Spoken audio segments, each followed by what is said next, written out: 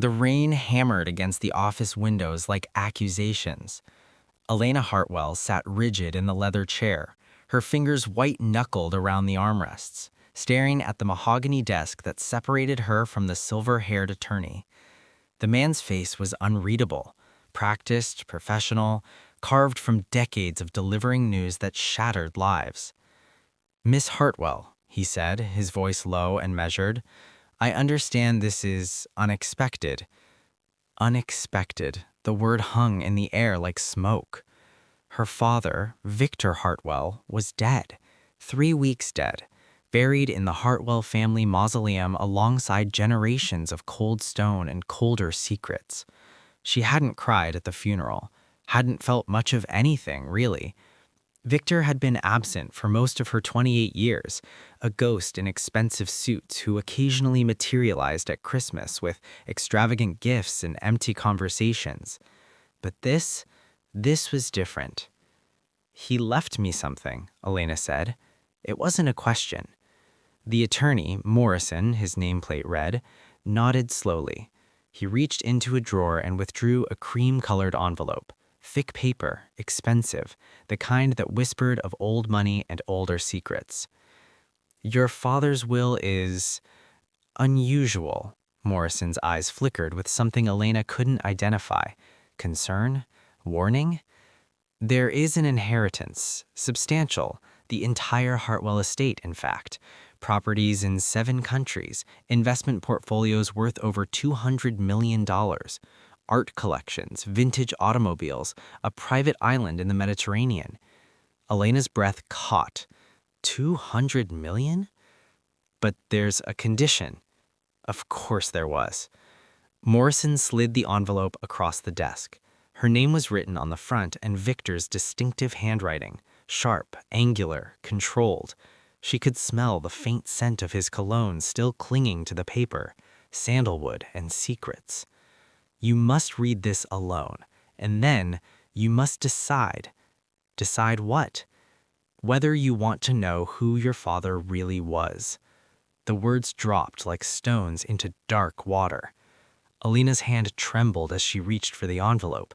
The paper felt heavy, dangerous, like holding a loaded gun.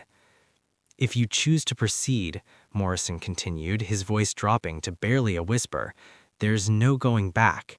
Your father left instructions, clues, a path.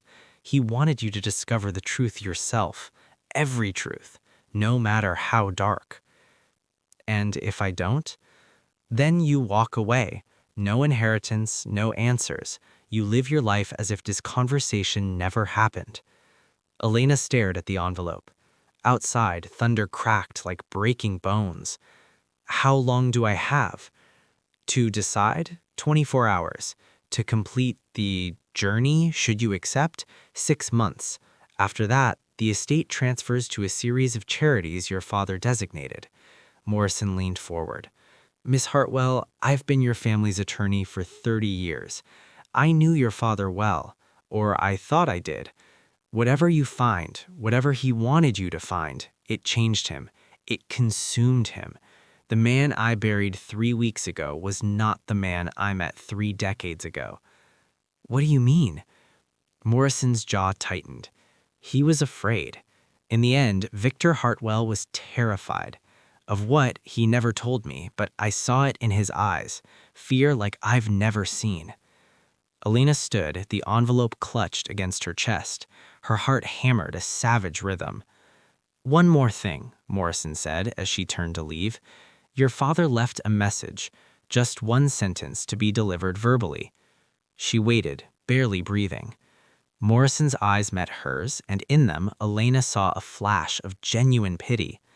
He said, "Forgive me, Elena. I was never who you thought I was, and neither are you." The world tilted. Elena walked out of the office into the rain, the envelope burning against her skin like a brand. She didn't open it yet. Not in the street, not in the taxi, not in the elevator ascending to her small apartment in Brooklyn. She poured herself whiskey, neat, the way her father used to drink it. Then, with shaking hands, she broke the seal. Inside was a single sheet of paper and a photograph. The photograph showed a woman Elena had never seen before, dark-haired, elegant, standing in front of a Victorian mansion that looked like it belonged in a Gothic novel. On the back, in Victor's handwriting, "Your mother." Her real name was Evangeline Thorne. She died when you were 6 months old. Everything you've been told is a lie. Elena's vision blurred. Her mother, the woman she'd been told was Catherine Hartwell, who died in a car accident when Elena was a baby, wasn't her mother. She forced herself to read the letter. Dearest Elena, if you're reading this, I'm dead. Perhaps that's for the best. Some truths are easier to face when the bearer of them is already gone. Everything in your life has been carefully constructed. A beautiful lie. I built it, brick by brick, convinced I was protecting you.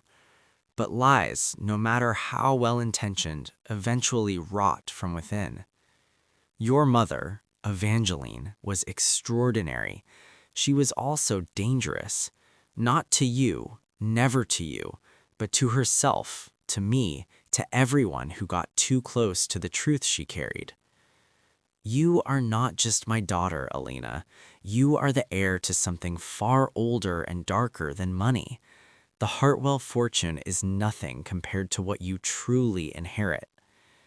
If you want the truth, if you want your birthright, you must follow the path I've laid out. It begins at Thornwood House, the estate in the photograph. It's yours now, or it will be if you can solve the puzzle. In the library, behind the portrait of Evangeline, you'll find a safe. The combination is the date of your real birth, not the one on your legal documents. The real one, the night everything changed. I've left clues, journals, letters, records of transactions that should never have existed. Follow them. Trust no one. Question everything. And, Elena, I'm sorry for the lies, for the absence, for making you believe you are ordinary when you are anything but. The blood in your veins carries a legacy that predates nations, a burden and a gift.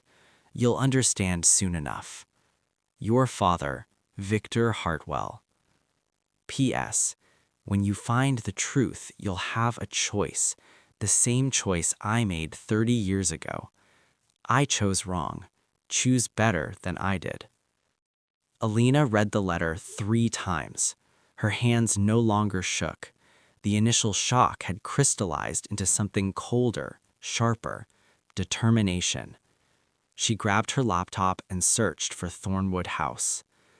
The estate was in upstate New York, hidden in the Catskill Mountains, 2 hours north. The photographs online showed a sprawling Victorian mansion, abandoned for decades, its windows like empty eye sockets staring out at overgrown gardens and dead trees. Except it wasn't abandoned. According to the property records she found after digging deeper, Thornwood House had been maintained, secretly, expensively, for the past 28 years, her entire life. Maintained by a trust, the Thorne Family Trust. Elena's blood turned to ice. She looked again at the photograph of Evangeline, really looked. The bone structure, the dark eyes, the slight asymmetry of the smile. She was staring at her own face aged up 30 years. Thunder cracked outside her window. The lights flickered. Elena made her decision. She would go to Thornwood House. She would open the safe. She would follow Victor's twisted breadcrumb trail into whatever darkness he'd been hiding. $200 million was a fortune, but the truth was priceless. She didn't sleep that night. Instead, she packed a bag, booked a rental car, and waited for dawn. When the sun finally rose, pale and weak through storm clouds, Elena Hartwell left her apartment and drove north, toward the house, toward the truth, toward a destiny she'd never asked for but could no longer avoid.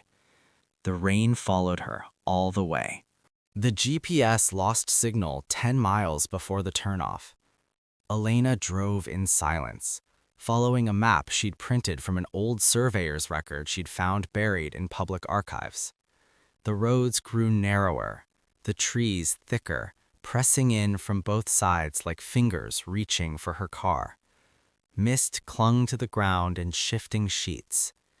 Thornwood House appeared suddenly through the fog, a three-story Victorian nightmare, all turrets and gables and windows that reflected nothing. The grounds sprawled around it like the skirts of a corpse, overgrown gardens choked with weeds, a fountain in the circular driveway dry and cracked, its stone angels weeping moss. Elena parked and sat for a long moment, engine ticking as it cooled. The house watched her. She could feel its attention. She forced herself to move. The air outside was cold and damp, carrying the scent of rotting leaves and something else, something chemical and wrong. The front door, massive oak, carved with intricate patterns, stood slightly ajar. Her father's letter had mentioned a key, but apparently she didn't need one. Elena pushed the door open. It swung inward without a sound, as if recently oiled. The entry hall was magnificent and terrible. Black and white marble floors stretched toward a grand staircase that curved upward into shadow. Dust motes danced in the weak light filtering through tall windows. But despite the dust, despite the air of abandonment, everything was preserved. No rot, no decay, just stillness. "Hello?" Her voice echoed, mocking her. No answer. Of course not. She moved deeper inside, her footsteps too loud. To her left, a parlor filled with furniture draped in white sheets like ghosts. To her right, a dining room with a table set for 12, the china coated in dust but unbroken. The library, her father's letter said, behind Evangeline's portrait. Elena found it at the back of the first floor, a vast room lined floor to ceiling with books, leather spines in deep reds and greens and blacks, ladders on rails, reading chairs positioned near a cold fireplace, and above the mantel, dominating the room, hung the portrait, Evangeline Thorne. Elena's breath stopped. The painting was massive, 7 feet tall, showing Evangeline in a black gown, seated in what looked like this very library. But it was her expression that froze Elena's blood. Not the face itself, though seeing her own features rendered in oil paint was unsettling enough, but the emotion captured there. Evangeline wasn't smiling. She looked directly out of the canvas with an expression of such profound sadness, such deep knowledge of something terrible that Elena had to look away. Elena approached the portrait. Up close, she could see the artist's brushstrokes, the texture of the paint.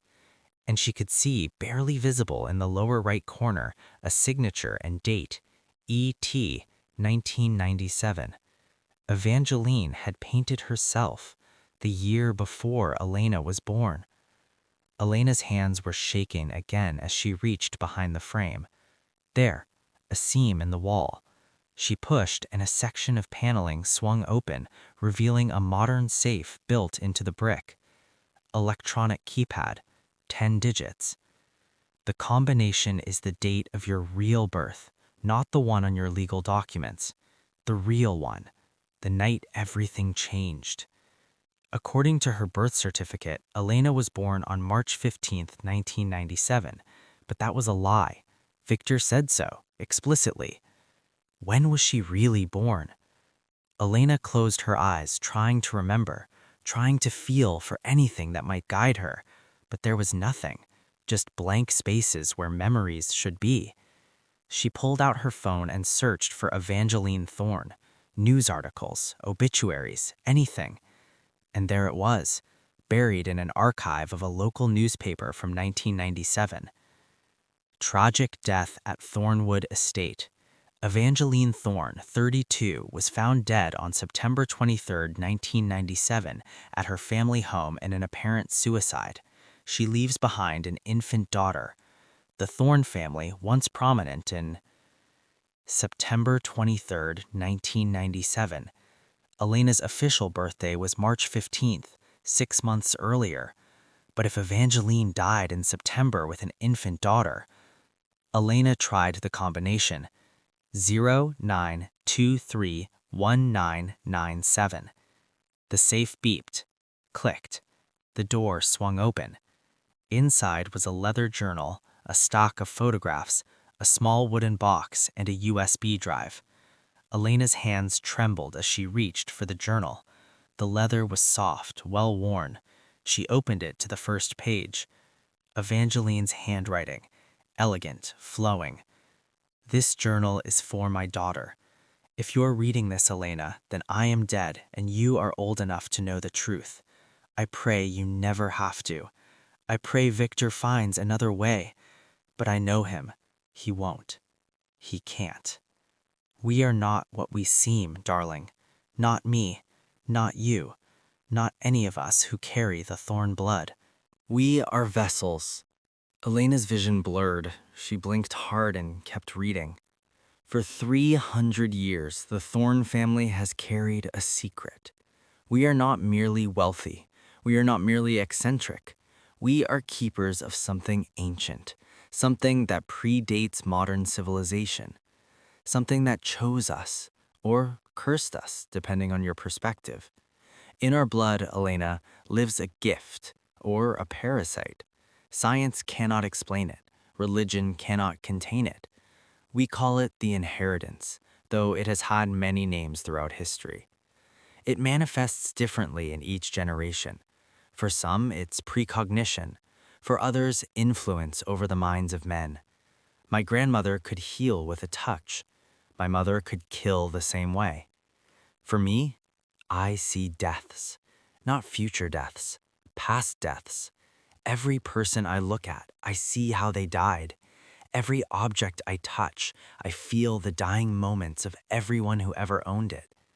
It drove me mad, Elena, for years, until I learned to control it, to live with the visions, to accept that I would never look at another human being without seeing their corpse. And you, my darling, what did you inherit? I don't know yet. You're too young. The inheritance manifests between the ages of 6 and 13. By the time you read this, you'll know. You'll have lived with it for years, thinking you were insane, thinking you were broken. You're not broken, Elena. You're extraordinary. But the inheritance comes with a price. It always does.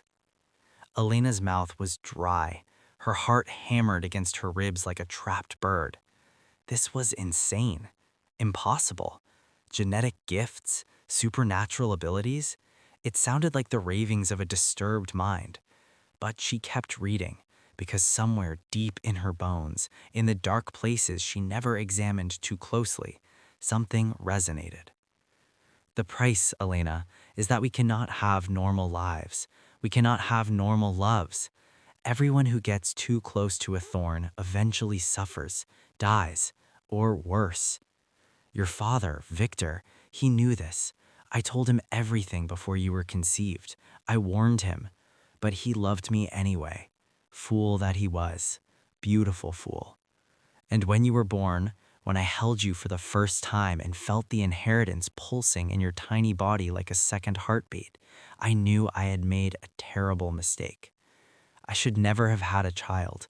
I should have ended the line with me. But I couldn't resist. I wanted you so badly, Elena. I wanted to believe we could be different, that you could be free. I was wrong.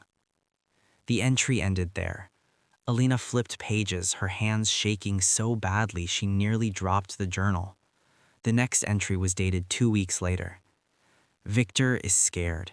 He won't admit it, but I can see it. He's seen what you can do. Yesterday, you touched his face with your tiny hand, and he saw something. His death, perhaps? He won't tell me, but his expression, God, the terror in his eyes. He thinks we can suppress it, the inheritance. He's been making calls, doctors, scientists, people who deal in the unexplained. He thinks if we medicate you, isolate you, give you a normal childhood, the gift will remain dormant. He doesn't understand. It doesn't work that way. The inheritance isn't learned. It is you. It's woven into every cell.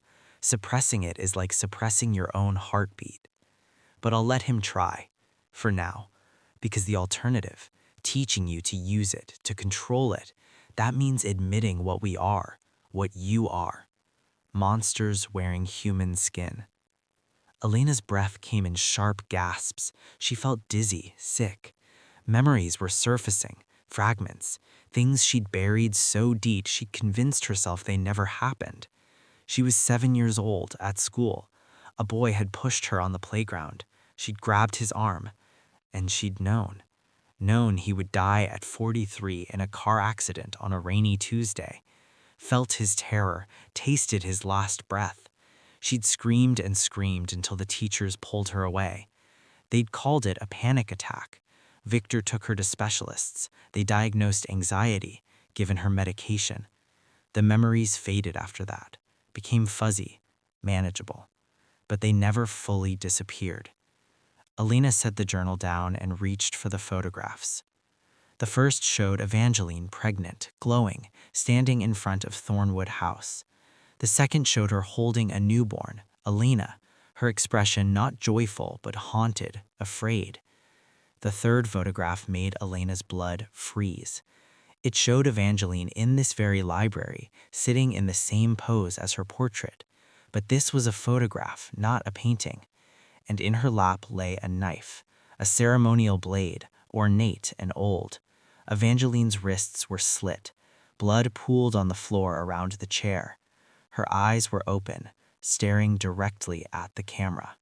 And behind her, barely visible in the shadows, stood a figure, a woman in a white dress, her face obscured, but her posture wrong, twisted, like she was standing but also hanging, both and neither. Elena's hands shook so violently she dropped the photograph. Suicide, the newspaper had said, but this looked like a ritual. She forced herself to reach for the small wooden box. Inside was a silver locket on a delicate chain. She opened it. 2 photographs, one of Evangeline, one of Victor, facing each other. And beneath them, coiled like a sleeping serpent, a lock of hair, dark, silky, baby hair. Hers. The USB drive was last. Elena stared at it for a long moment. Whatever was on it, whatever her father had recorded, she knew instinctively it would change everything.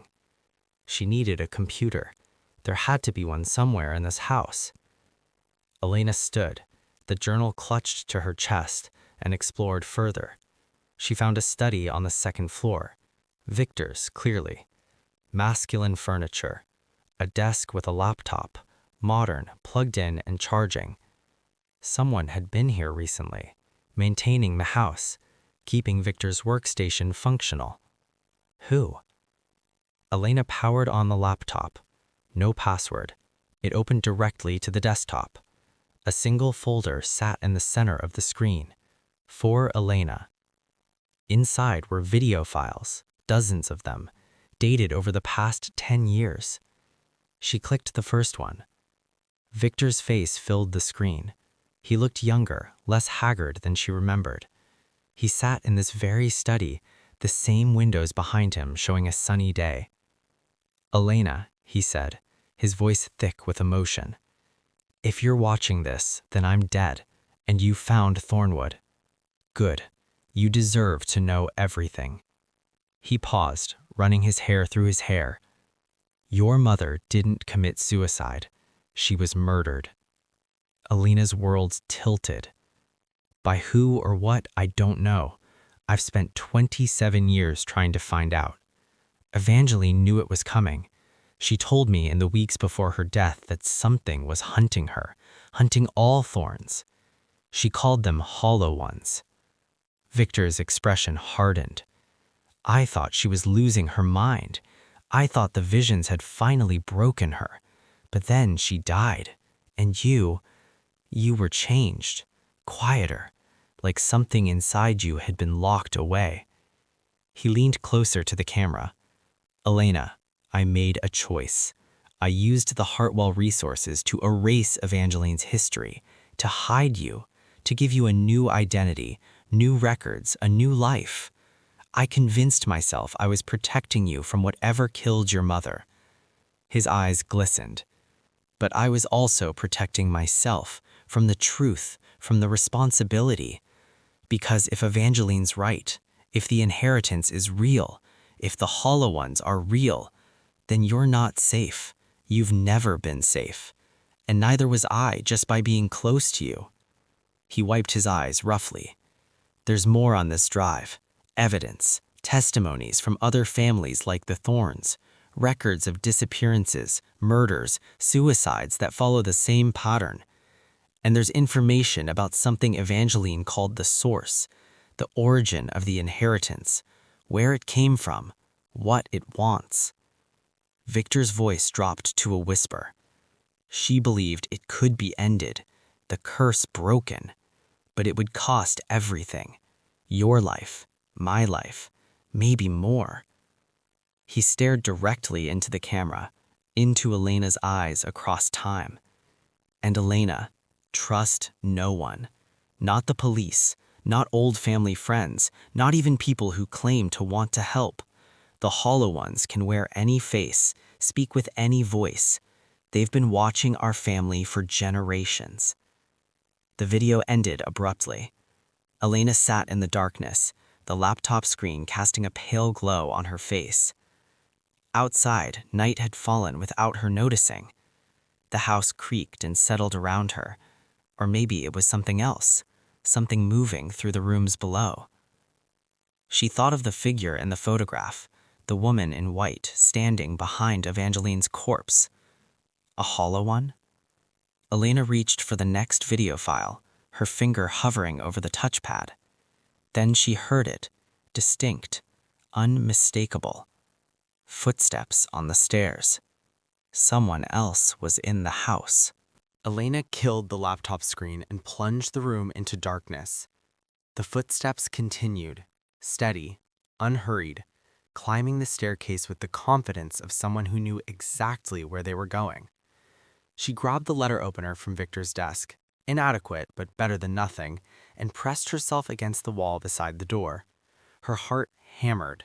Her breathing came too fast, too loud. The footsteps reached the second floor, paused. Elena could hear her own pulse in her ears.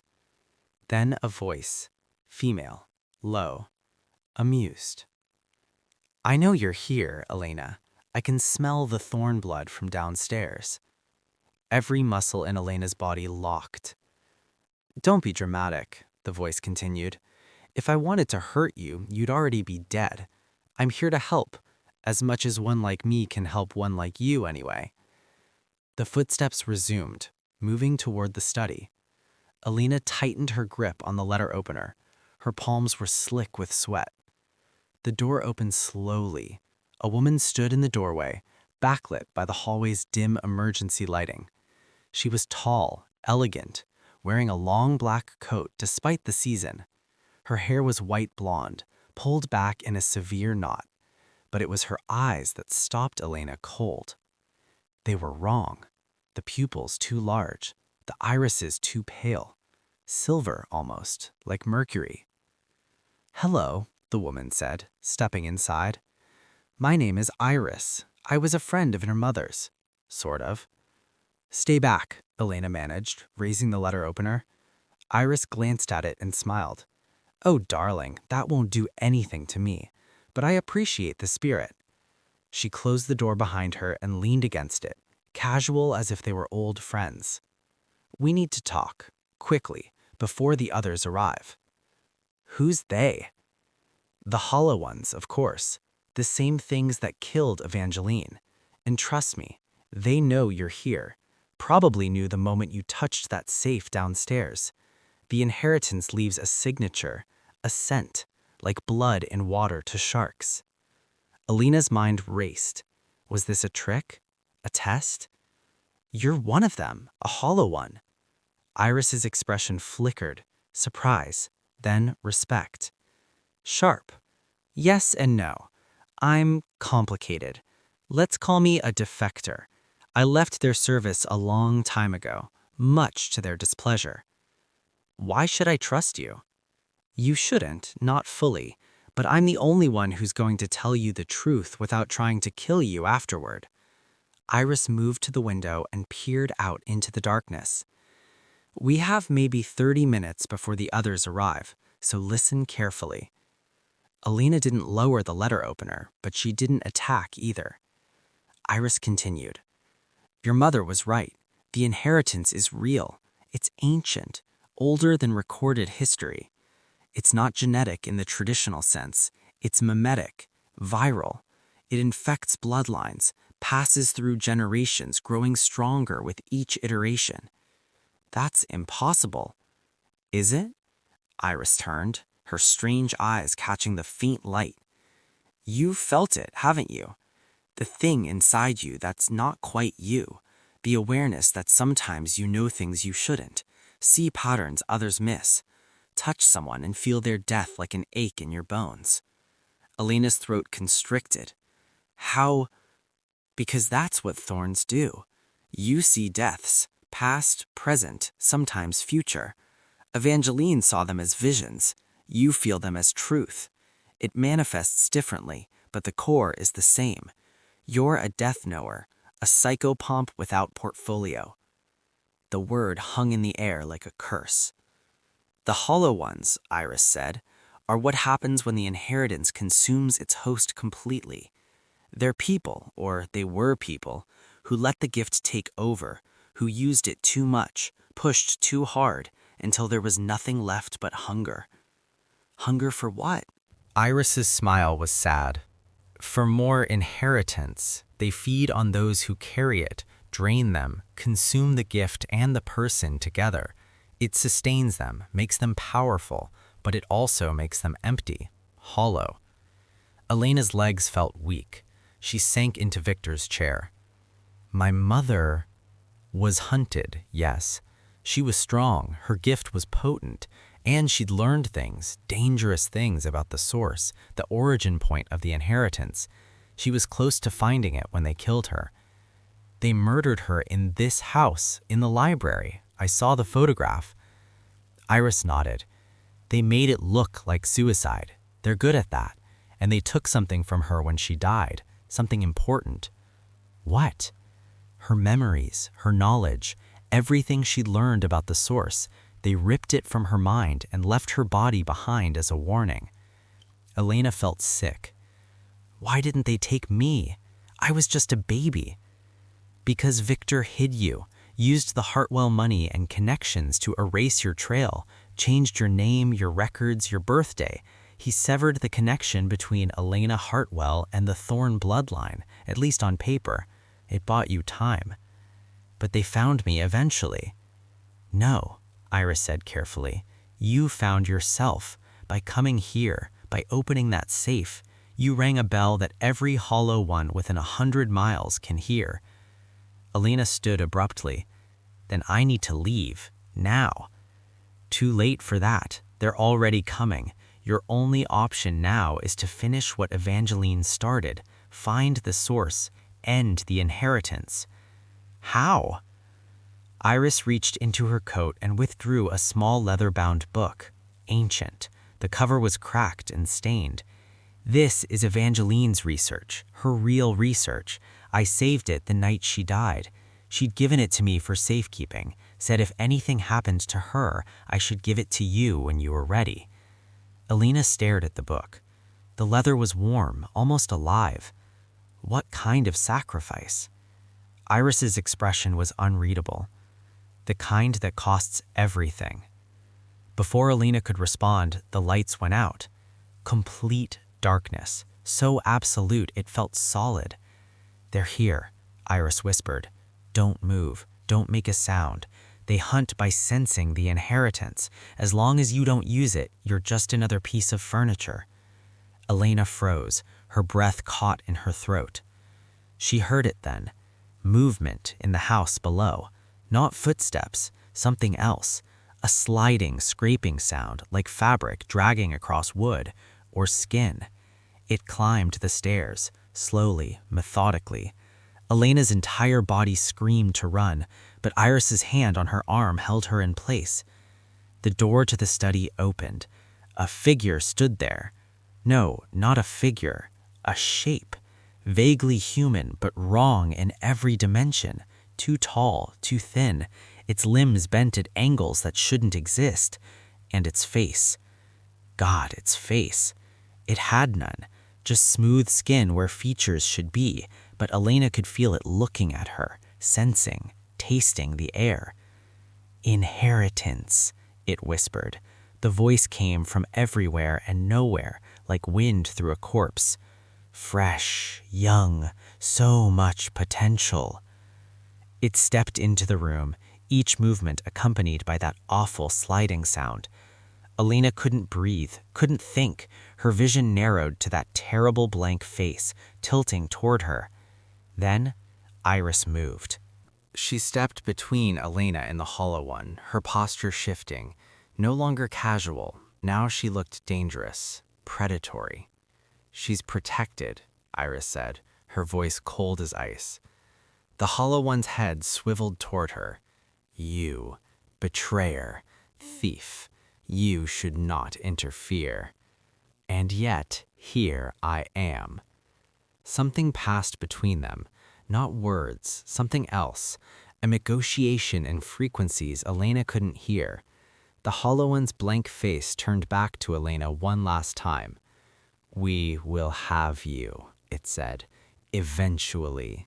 They always come to us, or we come to them. There is no escape from the hunger." Then it was gone, simply absent, like it had never been there at all. The lights flickered back on. Elena collapsed into the chair, shaking so hard her teeth chattered. Iris turned to her, her strange eyes sympathetic. "That was a scout, testing defenses. The real hunt starts tomorrow night. They'll send everything they have." "Why tomorrow night?" "Because that's when the anniversary completes. 28 years to the day since Evangeline died. The inheritance follows patterns, cycles. They've waited this long. They can wait 24 more hours. It makes the kill more ceremonial." Elena forced herself to breathe. In, out. Focus. "What do I do?" "You run. Tonight. Now. Take Evangeline's research and head to Blackwater. The town is protected, barely, but enough to buy you time. Find the source, and when you do," Iris paused, choosing her words carefully, "you'll understand what your mother couldn't do, what Victor was too afraid to even contemplate." She moved to the door, then stopped. "Elena, the inheritance isn't evil. It's not a curse, not really. It's a tool, a weapon. The question is, who's wielding it, you or the thing inside you?" "I don't understand." "You will." Iris opened the door. "There's a car in the garage. Keys are in the visor. Drive north. Don't stop. Don't trust anyone who claims to know you. And whatever you do, don't use your gift. Not until you reach Blackwater. Every time you touch the inheritance, you shine brighter to them." She was gone before Elena could respond, just the echo of footsteps descending, then silence. Elena sat alone in Victor's study, clutching Evangeline's research book to her chest. Her hands had finally stopped shaking. She felt something else now, something colder, clearer, purpose. She gathered everything, the journal, the photographs, the USB drive, the research book, stuffed them into her bag. Then she went to the library one last time. Evangeline's portrait stared down at her, those sad, knowing eyes. "I'll finish it," Elena whispered to the painting. "Whatever you started, I'll finish it."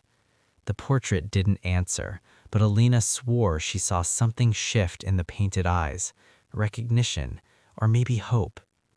She found the garage behind the house. A vintage Mercedes waited there, black and sleek and maintained to perfection. The keys were exactly where Iris said they'd be. Elena started the engine. The dashboard clock read 11:47 p.m. She had 24 hours before they came for her in force. 24 hours to reach Blackwater. 24 hours to uncover the truth about the inheritance, about her mother, about the gift poisoning her bloodline.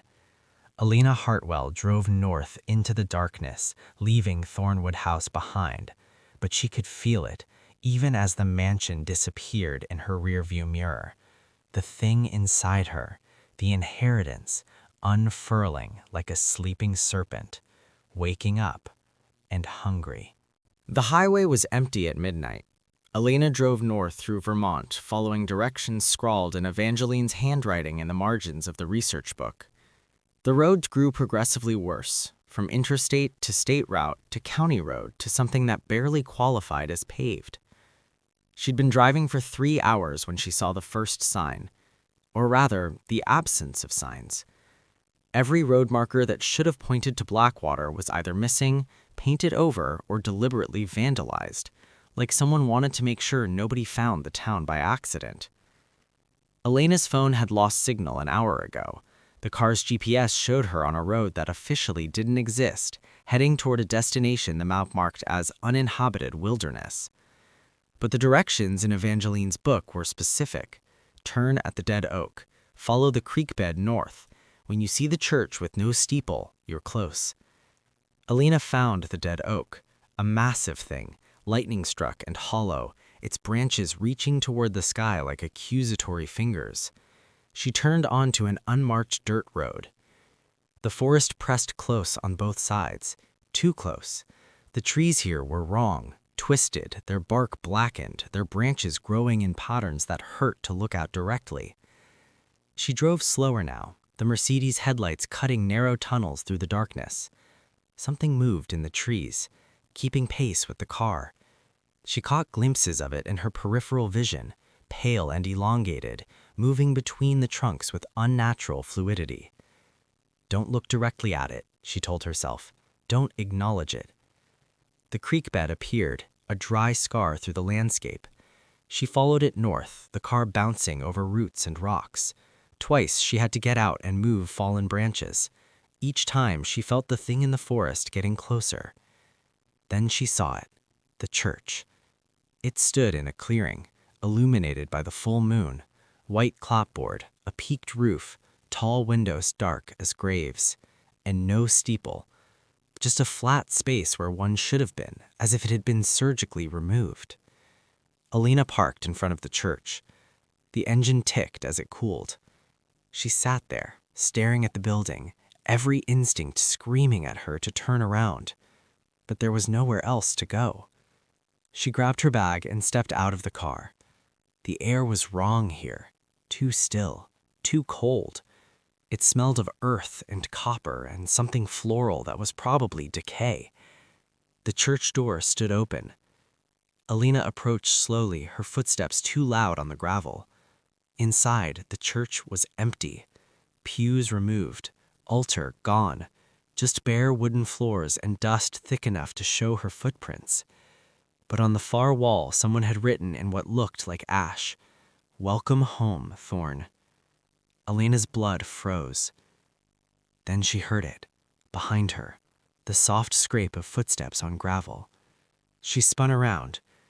A man stood in the doorway, old, 70, maybe older. He wore a suit that might have been expensive once, but was now threadbare and stained. His face was gaunt, his eyes sunken, but his expression was gentle, almost sad. "You shouldn't have come," he said quietly, "but I suppose you had no choice." Elena's hand tightened on her back, ready to run. "Who are you?" "My name is Martin Cross. I'm the mayor of Blackwater, or I was before it became this." He gestured vaguely at the empty church. "Before we all became this." "Where are the people?" "Gone, most of them. The ones who couldn't leave." He trailed off, his expression darkening. "They're still here, in a manner of speaking." He stepped into the church, his movements careful, like he was walking on ice. "I knew your mother, Evangeline. She came here 28 years ago, looking for the same thing you're looking for, the source." "Did she find it?" Martin's laugh was bitter. Oh yes, she found it. And it destroyed her, just like it's destroyed everyone else foolish enough to go looking. He moved to the wall with the ash writing and wiped it away with his hand. Beneath it was another message, this one carved into the wood. The source is not a place, it is a person. Elena felt her stomach drop. What does that mean?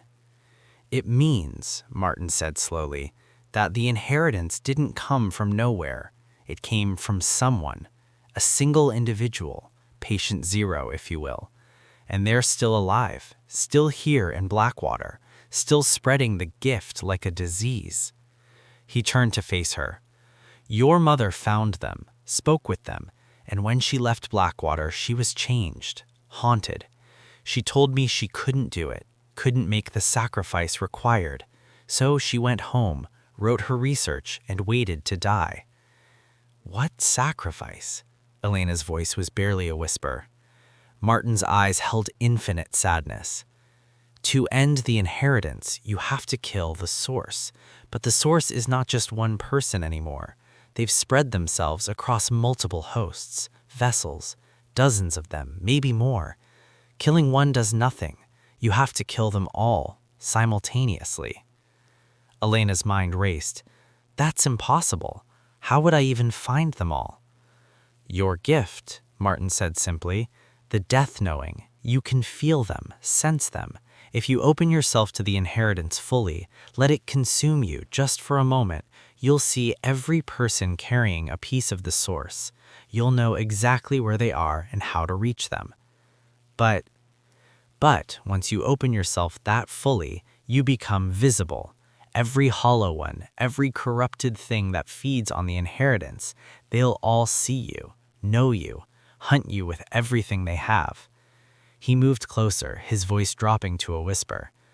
Evangeline understood this. She stood at the precipice and looked down into that abyss, and she couldn't do it, couldn't sacrifice herself even to save her daughter. So she made a different choice. What choice? Barton reached into his coat and pulled out a photograph. It showed Evangeline, heavily pregnant, standing next to a woman Elena didn't recognize. The other woman was young, dark-haired, with eyes that seemed to look through the camera. This is the source, or one iteration of her. She's had many names over the centuries, many faces, but her purpose remains the same. She collects those with gifts, those with potential, and she transforms them, makes them part of herself. Elena stared at the photograph. Why? Survival, evolution, hunger, who knows? The source is old, Elena, older than Blackwater, older than America. Some records suggest she predates written language. She is the inheritance, and the inheritance is her. They cannot be separated. He handed Elena the photograph.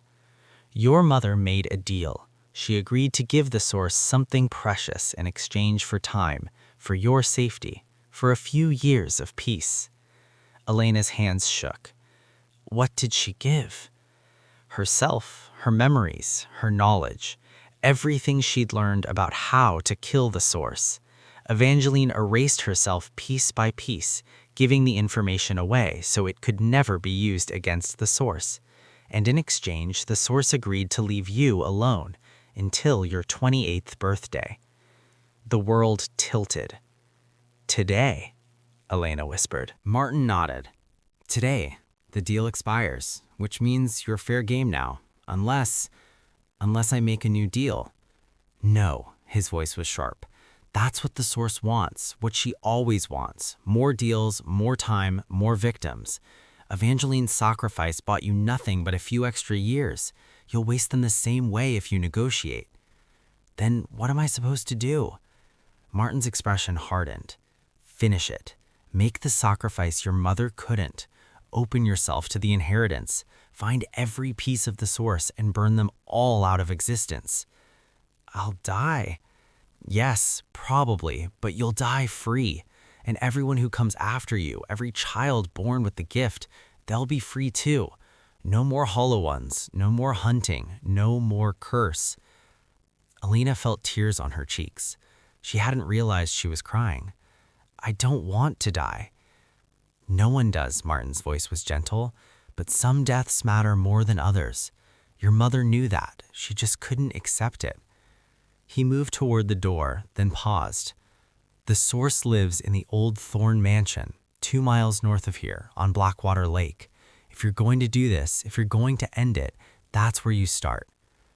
"Will you help me?" Martin's smile was infinitely sad. "I can't. I'm already dead, Elena. Have been for 10 years. I'm just a memory, a ghost. This whole town is. We're all just echoes of what we were before the source came." He stepped out into the moonlight, and as he did, Elena saw through him, the church wall visible through his transparent body. "We're all dead here," Martin's voice faded. "We just haven't stopped moving yet." Then he was gone, simply absent, like he'd never existed. Elena stood alone in the empty church, the photograph clutched in her hand. She looked at the woman standing next to her pregnant mother, the source, the origin of everything, and she felt it. For the first time, Elena let herself truly feel the inheritance pulsing inside her, the death knowing, the gift that had haunted her entire life. She closed her eyes and reached out with it, tentative, afraid. And she saw them. Dozens of lights scattered across the landscape like dying stars, each one a person carrying a piece of the source, each one connected by invisible threads of power. And at the center of the web, burning brighter than all the others combined, sat the original, the first, the mother of the inheritance, waiting in the mansion on Blackwater Lake, waiting for Elena to come home. Elena opened her eyes. The tears had stopped. Her hands no longer shook. She knew what she had to do. Victor had been right about one thing. She'd always had a choice: run or fight, hide or hunt. Evangeline had chosen wrong, had chosen survival over sacrifice. Elena would not make the same mistake. She walked out of the church into the night, the photograph of the source tucked in her pocket, Evangeline's research book in her bag, and the inheritance burning in her blood like fever. 2 miles to the mansion, 2 miles to the truth, 2 miles to the end of everything. She started walking. The mansion rose from the shore of Blackwater Lake like a drowned memory. Elena approached on foot, having left the Mercedes at the church. The path to the house wound through dead gardens and beneath trees that grew wrong, their branches reaching down instead of up, their leaves the color of ash. The lake itself was black glass. No ripples, no movement, just perfect, terrible stillness. And the mansion, God, the mansion! It was enormous, Victorian like Thornwood House, but larger, darker, more elaborate. 3 stories of decaying grandeur, its windows like empty eye sockets, its doors gaping mouths. Ivy covered the walls so completely it was hard to tell where vegetation ended and architecture began. But the worst part was the feeling. As Elena got closer, the inheritance inside her began to react. Not fear, not exactly. More like recognition, like greeting a long-lost relative you desperately hoped to never see again. The front door stood open. Of course it did. Elena climbed the steps, each one creaking beneath her feet. The porch wrapped around the entire first floor, its railing collapsed in places, the boards rotted through. She stood at the threshold and looked into the darkness beyond. "I know you're in there," she said quietly. "I know what you are, what you've done." For a long moment, nothing. Then, from deep within the house, a voice, female, young, sweet as poisoned honey. "Come in, Elena. We've been waiting such a long time to meet you properly." Elena stepped inside. The entry hall was vast and ruined. A chandelier hung from the ceiling by a single chain, its crystals coated in dust that caught the moonlight and turned it sick. The lake itself was black glass. No ripples, no movement, just perfect, terrible stillness. And this she did, and she failed, just like you'll fail. The source's expression turned almost pitying. "Do you know why? Because to kill me, you'd have to kill yourself and every other person carrying the inheritance. We're all connected, Elena, all pieces of the same whole. Destroying me means destroying everyone. That's not true. Martin said, Martin Cross, the source laughed. Poor Martin. He's been dead for a decade, but he's so traumatized he doesn't realize it. He wanders this town like a lost dog, repeating the same mornings, giving the same advice. Useless. She moved closer still. Elena could smell her now. Earth and flowers and rot. Your mother understood the truth in the end. That's why she made the deal. Why she gave me her memories, her research, her plans. She knew she couldn't win, so she negotiated, bought you time to live a normal life. There's nothing normal about what I am. No, the source agreed. There isn't. You're extraordinary, Elena. The gift is strong in you, stronger than it was in Evangeline. You could become magnificent, powerful beyond imagining. All you have to do is stop fighting it. She reached out a hand. Join me. Embrace the inheritance fully. Let me teach you what you really are, what you could be. Elena stared at the offered hand, at the source's ancient, terrible eyes. And she felt it. The pull, the temptation. Part of her, the part that had always been strange, always been other, wanted desperately to take that hand, to finally understand, to finally belong. But then she thought of Evangeline, of her mother's sad eyes in the portrait, of the journal entries describing the visions that drove her to madness, of Victor's fear, his guilt, his desperate attempt to protect a daughter from a curse he couldn't understand. And she thought of all the others, the hollow ones, the corrupted, the driven mad, the suicides, the murders, centuries of suffering, all radiating from this woman, this source, this disease wearing human skin. No, Elena said. The source's smile faltered. Excuse me? I said no, I'm not joining you. I'm not embracing anything. I'm ending this. The temperature in the room dropped 10 degrees. You can't, the source said, her voice no longer sweet. Now it held edges, sharp ones. You don't have the strength, the knowledge, the will. Elena reached into her bag and pulled out Evangeline's research book. My mother figured out how to kill you. Before she made the deal, before she gave me her memories, she wrote it all down, and she gave it to someone she trusted would deliver it to me. The source's eyes widened, just for a moment, just enough. Iris, Elena continued, she wasn't a defector. She was my mother's insurance policy, a hollow one who retained enough humanity to betray you, to wait 28 years and hand me everything I need. She opened the book to the marked page. Evangeline's handwriting filled the margins, tight and precise. You're not invincible. You've made yourself immortal by spreading the inheritance across multiple hosts. But that's also your weakness, because they're all connected to you. They're all essentially you, which means if I can sever the connection all at once, if I can cut every thread simultaneously, you'll die. All of you, every fragment, every piece. The source's expression was pure rage now. You'd have to use the inheritance at full power. You'd have to burn it so bright, so hot, that every hollow one in existence would feel it. They'd converge on you in seconds, tear you apart. There wouldn't even be bones left. I know. Elena's voice was steady, calm. That's the sacrifice. That's what my mother couldn't do, but I can. She closed her eyes and reached inside herself, past the fear, past the doubt, down to the core of the inheritance, the death knowing, the gift that had haunted her entire life. And she let it out. It exploded from her like light from a dying star, pure, brilliant, terrible.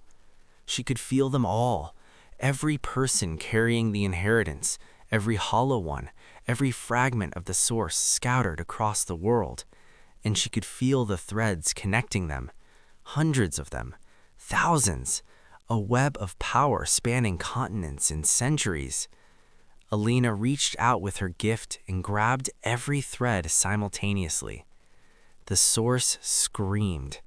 It wasn't a human sound. It was something older, something that predated language, pure agony and rage and disbelief. "You can't," the source shrieked. "We are eternal." "Nothing's eternal," Elena whispered, and she pulled. The threads snapped like violin strings, one by one, then dozens, then hundreds. The web collapsed, the connections severed. All across the world, people carrying the inheritance gasped and fell. Some died instantly, their systems too dependent on the gift to survive without it. Others simply stopped. The thing inside them that had been alive for centuries finally went quiet. The hollow ones felt it worst of all. They'd been surviving on stolen inheritance for so long, they'd forgotten how to be human. When the gift died, they died with it, dissolving into ash, into memory, into nothing. The source collapsed to her knees, her ancient eyes wide with terror. "No, no, this isn't how it ends. This isn't—" Her body began to crack, like porcelain, like ice, fissures spreading across her skin, light bleeding through from inside. "You're killing me," she gasped, "killing all of us, every gift, every power, every—" "Good," Elena said. The source shattered, exploded into fragments, into dust, into empty air. And with her went the inheritance. Elena felt it dying inside her, the death knowing, the gift, the curse. It burned away like fever breaking, leaving her empty, hollow, but free. The mansion groaned. Without the source's power sustaining it, the building began to collapse. Walls cracked, the ceiling sagged, the floor buckled beneath Elena's feet. She ran. Through the entry hall, across the rotting porch, down the steps. Behind her, the mansion folded in on itself like a dying thing. Walls imploding, windows shattering, the entire structure pulling inward, swallowed by its own emptiness. Elena reached the shore of Blackwater Lake and turned to watch. The mansion collapsed completely, raising a cloud of dust and debris that hung in the still air like a shroud. And then, impossibly, the lake began to drain, the black water spiraling down and down and down, revealing a pit beneath, a hole in the world that might have gone all the way to hell. The mansion's ruins slid into the pit, disappeared, gone.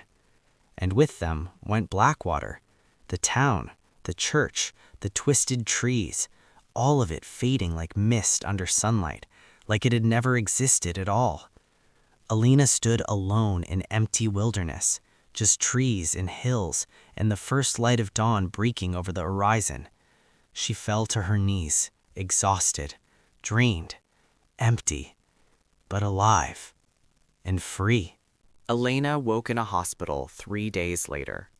She'd been found collapsed on a hiking trail in Vermont by a group of tourists, dehydrated, disoriented, raving about mansions and monsters and ancient curses. The doctors diagnosed exhaustion and mild psychosis. They kept her for observation, ran tests, prescribed medication she didn't take. Victor's attorney, Morrison, visited on the 4th day. He sat by her bed, his expression unreadable, and said nothing for a long time. Finally, "Did you find what you were looking for?" Elena stared at the ceiling. "I found the truth." And it cost everything, just like he said it would. Morrison nodded slowly. "The inheritance, the money, I mean, it's yours. The estate, the properties, all of it. $200 million. You're extraordinarily wealthy, Miss Hartwell." "I don't care." "I know, but you should, because that money can do good, can help people, can be a legacy worth leaving." Elena turned to look at him. "Do you believe in curses?" Morrison's jaw tightened. "I believe some families carry darkness. Whether you call it genetic, mimetic, or spiritual doesn't matter. The effect is the same." "And do you believe curses can be broken?" "I believe," Morrison said carefully, "that you're the first Hartwell in 3 generations to wake up without nightmares. Victor told me once that he never slept more than 4 hours a night, that every time he closed his eyes he saw things, terrible things." He stood, preparing to leave. "Whatever you did, whatever you found, I don't need to know. But I can tell you this, you're different now. Lighter, like a weight's been lifted." Elena touched her chest, the place where the inheritance used to burn. It was empty now, quiet. "It has," she whispered. Morrison left. Elena was released 2 days later with a clean bill of health and a prescription for anti-anxiety medication she threw away in the first trash can she saw. She drove back to Brooklyn, to her apartment, to her normal life. Except nothing was normal anymore. She wasn't the same person who'd sat in Morrison's office 3 weeks ago. That Elena had been ordinary, unremarkable, unaware of what she carried inside her. This Elena knew the truth, had walked in darkness, had stared into the abyss and pulled it down. And she knew something else too. She wasn't the only one. Over the next few weeks, Elena started noticing them. People who moved like they'd just woken from a nightmare, who looked at the world with new eyes, confused and relieved in equal measure. Former hollow ones, former carriers, people who'd been infected with the inheritance and survived its death. They recognized each other, not consciously, but there was a kinship, a shared trauma. Elena started collecting their stories. A woman in Seattle who'd been able to hear thoughts, gone now, silent for the first time in 20 years. A man in Atlanta who could see the future in dreams, woke up one morning and found his gift had vanished like smoke. A teenager in Boston who'd been able to move objects with her mind, tried one day and nothing happened, just normal, blessedly normal. Hundreds of them, maybe thousands, all suddenly, inexplicably freed from gifts they'd never asked for. And slowly, carefully, Elena realized what she had to do. She used Victor's money to establish a foundation, the Evangeline Thorne Foundation for Unexplained Trauma. It provided counseling, support, community for people who'd lived with the inheritance and survived its end. People who'd been broken by gifts they couldn't control, who'd lost years to madness, who'd hurt people because they didn't understand what they were. People like Elena. The foundation grew, quietly at first, then with surprising speed. Word spread through networks no one could quite explain, former carriers finding each other, supporting each other. Elena ran it all from a converted brownstone in Brooklyn, surrounded by other survivors, building something good from the ashes of a 300-year curse. But she never forgot Thornwood House, Blackwater, the source, the terrible choice Evangeline couldn't make and Elena had. She kept Evangeline's journal in a safe in her office, kept the photographs, kept the research book. And sometimes, late at night, when the foundation was quiet and dark, she'd take them out and read. Not because she missed the inheritance. She didn't. The gift was gone, and she was grateful for its absence every single day. But because she needed to remember the cost, the sacrifice, the price of freedom. And she needed to remember that somewhere out there, in the darkness, there might be others. Other sources, other curses, other families carrying darkness in their blood. The Thorns weren't the only gifted line, just the oldest, the strongest, which meant Elena's work wasn't done. 6 months after Blackwater, Elena received a letter. No return address, expensive paper, familiar handwriting. She opened it with trembling hands. Inside, a single sheet and a photograph.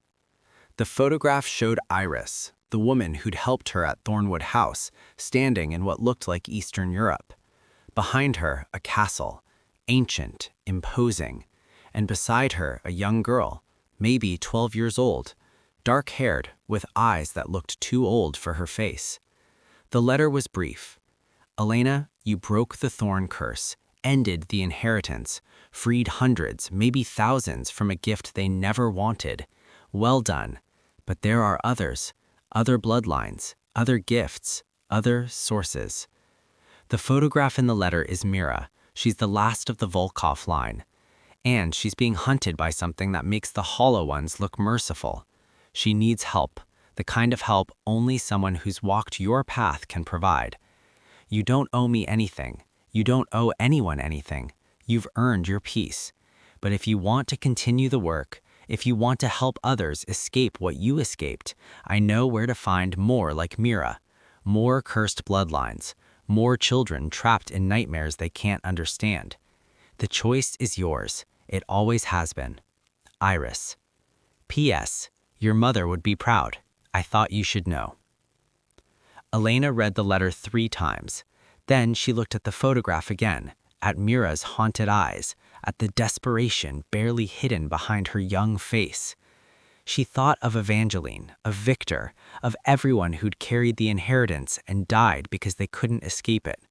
She thought of the hundreds of people she'd already helped, the ones who'd found peace, found normalcy, found freedom because she'd had the strength to do what her mother couldn't. And she thought of all the others, the Miras of the world, children and adults alike trapped in curses they hadn't created, hunted by things they couldn't fight, dying slowly because no one understood what they were. Elena stood and walked to her office window. Outside, Brooklyn moved and breathed and lived. Normal people living normal lives, blissfully unaware of the darkness that existed just beneath the surface of the world. She'd earned her peace, earned her normal life, earned the right to walk away and never look back. But she also knew something they didn't.